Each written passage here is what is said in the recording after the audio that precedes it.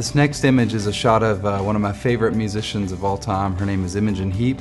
She's a very experimental, kind of ethereal musician, and her music just really inspires me. And so I just emailed her and we set up our own personal shoot when she came to Nashville where I lived. And this is just a really quick shoot, probably 15 minutes of her time, and I came in with a few ideas, and this image came out of that very quick photo shoot.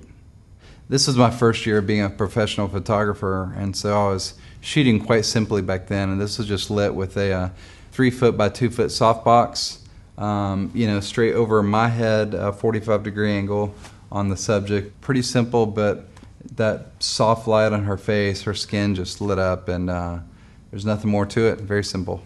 And I come from a background in painting and illustration, and so this image was really all about post-production. Something about her pose was still really magic and kind of matched her music.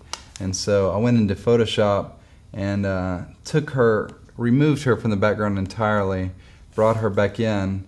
We retouched her skin a little bit, and I just started bringing different backgrounds in, brought a landscape in that I had shot. I shoot a lot of stock images on my downtime, so I'm always building that library of personal work, and so that in times like this I can use those images. So I brought in a landscape, brought in some clouds, and just started building up the image one layer at a time.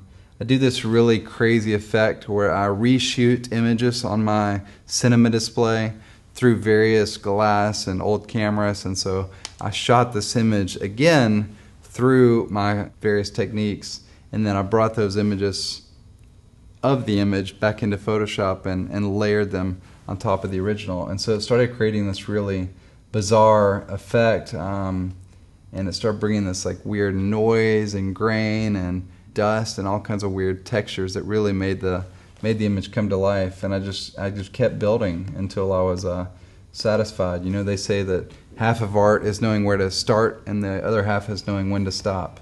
And this is I just finally got to that place where I knew that I had my final image.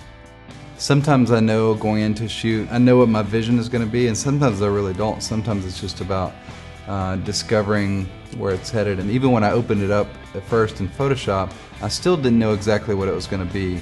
So I just started painting, you know, through Photoshop and adding layers, and it landed in a place I was really excited about.